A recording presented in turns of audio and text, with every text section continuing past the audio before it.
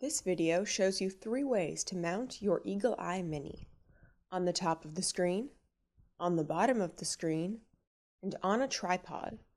To mount on top of the monitor, bend the mounting bracket, place on top of the monitor, then insert the camera. Plug the USB connector into the camera.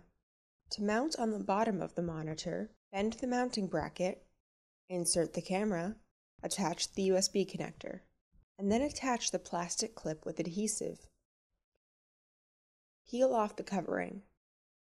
Now, turn your monitor around. Position the camera at the bottom, ensuring that it's aligned properly. Press the adhesive onto the monitor. To mount the Eagle Eye Mini on a tripod, start by bending the mounting bracket to the correct shape as shown here. Then, screw the mounting bracket onto the tripod. Insert the camera, then plug in the USB connector. Your Eagle Eye Mini is now mounted and ready to connect.